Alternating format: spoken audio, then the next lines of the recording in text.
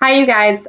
This is the second to last ed puzzle for 4.8 devolutionary factors, and then just a little bit of 4.9 challenges to sovereignty because devolutionary forces challenge sovereignty. And I have to be real upfront with you right now. It is 5:30 on a Sunday. My husband is downstairs watching some crazy movie that's buzzing my office. My children are upstairs screaming, so I cannot be responsible for the crazy that ensues during this lecture, but I will try and make it as, normal as possible. Um, normal Sunday night behavior at the Truex household. Okay, so when we're looking at objectives in essential learning, you need to be able to define the factors that lead to the devolution of a state, but more important, you have to explain those factors. And then how the political, economic, cultural, and technological challenges associated with those factors can actually challenge state sovereignty and lead to devolutionary issues, practices, forces, however you want to look at it. All right, so overview of what devolution is. Devolution, by definition, is the movement of power from a central government to regional governments within the state. Now, let me be very clear. This is not a shift. Students always mess this up. If you are a unitary government, this doesn't mean that you're moving from unitary to federal style government, but it kind of feels that way. These are two different concepts, okay? So don't conflate the two. When we are talking about devolution, what we are talking about is that you have some sort of ethno-linguistic national group within your country that is seeking self-determination in some way, and the state is like, oof, like this could be bad. So rather than risk the breakup of our entire country, we're just going to allow this group of people to have a little bit more autonomy over the practices, whatever that's cultural, economic, whatever, more autonomy over what happens to this particular group of people. And part of what we're going to do this week is you guys are going to have a bunch of case studies where you're going to look at devolution in practice in real world examples. So I think you'll understand it a little bit better there. Okay. So it isn't the idea of devolution is the understanding that this is an active process the government might take in order to stem bigger issues that might be happening in a country. Oh, and by the way, I forgot to tell you that I have a really annoying dog in the office right now that might yipe because, why not? So the main causes of devolution that you have to be aware of, and I'm going to go through each one of these in subsequent slides, is physical geography can cause devolution, ethnic separatism, ethnic cleansing can cause devolution for sure, terrorism, economic problems, social issues, and then irredentism is one that we've actually already talked about. So if we're talking about the state sort of breaking up a little bit, that Ukraine, Crimea, Russia example is a good example of devolutionary forces at work. So physical geography is a pretty obvious one. When you have a mountain range that is separating one group of people from another, one group of people tends to feel more isolated than the main group of people who belong to that country. For the example that you're looking at on the screen right now, this is the region of the Basque, who are located in the Pyrenees Mountains. And they've been fairly isolated from mainland Spain. Not mainland because it's all the same land, but it's separated by a big giant mountain range. And so what ends up happening is something that we talked about in culture. Like this is a linguistic ethno group that doesn't even belong on the tree of the language, like the language tree that we talked about. That's how isolated this group of people is. They don't even have a part on that entire graphic. So physical boundaries can cause devolution, as it's hard for states to sort of share resources, to coordinate with what's in the best interest of this isolated group, and so on and so forth. So the Basque are a really good example of physical geography causing devolution. My dog's annoying me, so 1 second. Let's go, animal. Out. Okay. Sorry, everybody. Another thing that can lead to devolutionary forces, I think that this one is pretty obvious, this notion of ethnic separatism. So when you have a group of people that's different religiously, linguistically, or ethnically, that group of people sometimes might feel marginalized by the dominant culture that is maybe in charge of the government. And so this group of people might, again, sort of it's all about this idea of nationalism and self-determination and feeling like you aren't or your interests are not being taken into consideration by like the dominant governmental structure. So if you feel that way, then you might want to fight against that structure to try and get more access to control over what's in your group's best interest.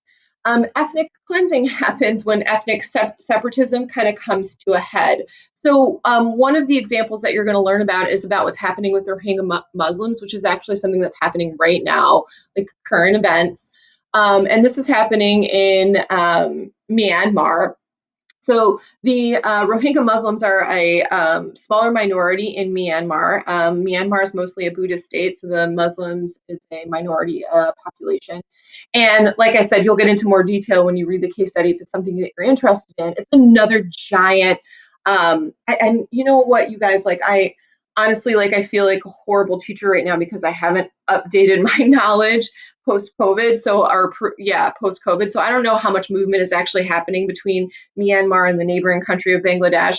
But when the dominant Buddhist government started targeting the Muslim Rohingya minority, they fled into Bangladesh. And now Bangladesh is not, it's like a stage 2 country. They don't have a heck of a lot of money. But one of the biggest refugee camps ever was set up in Bangladesh because this group of people, the Rohingya who you see on the screen right now, are being targeted and killed basically by the Buddhist government because they were unwanted in the country. So it's a really interesting story, and you can choose to read about them if you want to. You're going to have some choice on what conflicts you want to look at.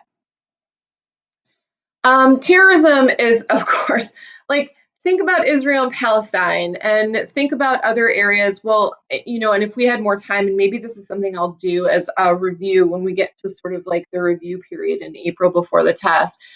Think about what happened in Syria with ISIS and all of these different sort of groups of people who are fighting against one another. But when you have a group of people that's resorting to terror tactics, and you have to keep in the back of your mind that these are political tactics. Terrorism is used because a group feels marginalized, and the best way to get the attention of the globe, really, that's kind of the purpose of terrorism, is to draw attention globally to a particular issue that's happening within a country. But it's extreme violence, as you know, because we've experienced it, this terrorist attack in our own country. And that's a really interesting story. If you ever want to talk about why 9/11, it's a complicated, it's not just like, oh, they hate us. Like there's actual reasons why the World Trade Center was targeted. But essentially, terrorism within a country, so we're not talking about between countries, but within a country can be a devolutionary force because it literally is one group of people fighting against another, which is why Israel is a good example. The Palestinians used terrorist tactics against the Israelis because they felt like the Israelis weren't taking into consideration the Palestinian needs. In fact, they were actually marginalizing the Palestinians more and more and more over time until, like, you know, violence explodes, the intifadas happen, which is an uprising, a Palestinian uprising, and terror tactics are used. The other really good example of terrorism is Boko Haram in Nigeria. So Nigeria is essentially split into two different regions. The north is Muslim, the south is Christian, and Boko Haram operates in the north, and they are looking to unify Nigeria as an entire Muslim state. The South is not real super interested in that. Nigeria is really interesting too because they like alternate where the president can come from. So sometimes it comes from the north and sometimes it comes from the, my fingers are backwards, but it is a really interesting case study in like how governments deal with groups of people that are at odds. And that's essentially what devolution is. It's a way to sort of deal with groups that are at odds and like prevent massive conflict. It doesn't always work. And we're going to talk about the impact of that momentarily. And the Basque is a good example of this too. So the Basques, at one point, they're like kind of fine-ish right now, but like not that long ago, there were Basque separatists who were like bombing Spain's capital. So you guys, again, you'll have some options to read a little bit more about the Basque.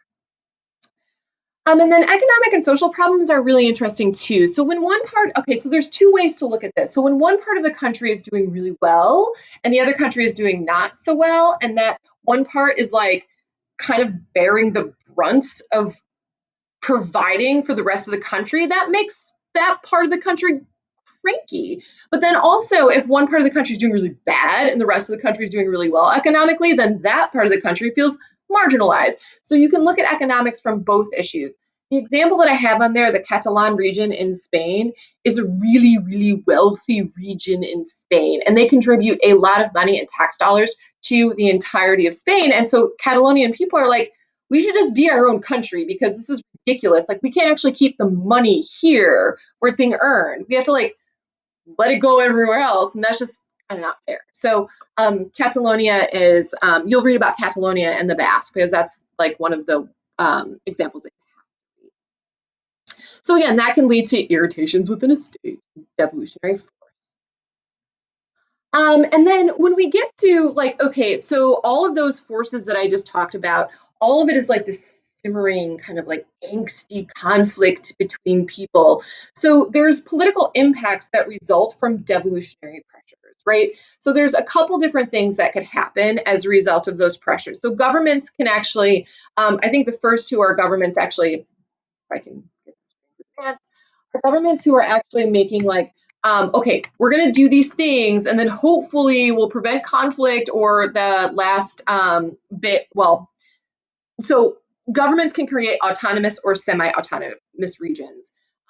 Like I know that the course articulation refers to autonomous and semi-autonomous as different. They're not. I mean, there's really no such thing as a truly autonomous region. So the best example of the most kind of autonomous regions that you might see examples of are the Native American reservations here in the United States, the First Nations people, and then the Nunavut tribe reservations in Canada, which is like an entire region of Canada that the Nunavut people who are Inuit have control over. And there's like a cultural revitalization that's going on over there. And there's some really cool, interesting things happening in Canada with the borders of like the Arctic Circle and some global warming stuff that we'll talk about a little bit later when we get to supranationalism.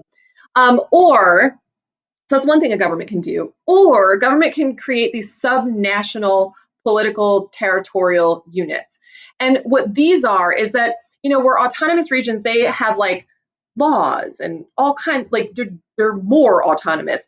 Subnational political territorial units are less autonomous, but they still have like a bigger say over kind of culturally, linguistically, in some cases financially, but not always, control over what happens within their region. So when I think of the Basque, I think, okay, so the people, the Basque people are able to teach their languages in their schools.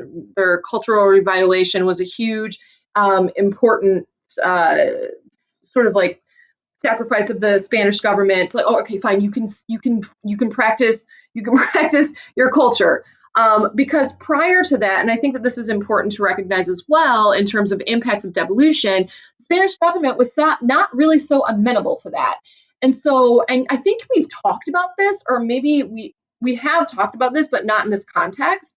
So if devolutionary forces are at work, so you have the Basque separatists who are fighting for more independence and autonomy, the government can give that to them, or they can like, oh, no autonomy for you, and then they get like really hostile towards the group that is seeking autonomy, and then they like literally just kind of cut off their autonomy completely. So they might send in the military to enforce like no speaking the Basque language, or if the region is trying to vote for some local governments, they might prevent the vote because you're not Basque, you're Spanish. So they like eliminate that culture. So that's not a good thing necessarily. And the Spanish government has kind of changed over time. So now the Basque actually have their own sort of subnational autonomy.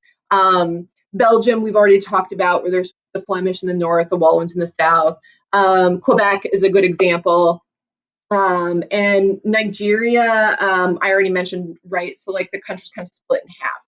Now, these are all goals that a government can take in order to prevent the last impact, which is balkanization. And when we watch our movie, Once Brothers, you will get a really good example of balkanization and what that is. So a government, maybe it's too late. maybe the groups of people are just so at odds that there is like only but one choice, and that is the breakup of a state. And so Yugoslavia is a good example of that. South Sudan is a good example of that. I think I showed you a video about where how the independence of Eritrea. East Timor is not something that we talked about, but it'll be one of the things that you can choose to read and learn about. So that is it. That is the second to last political lecture. And Truex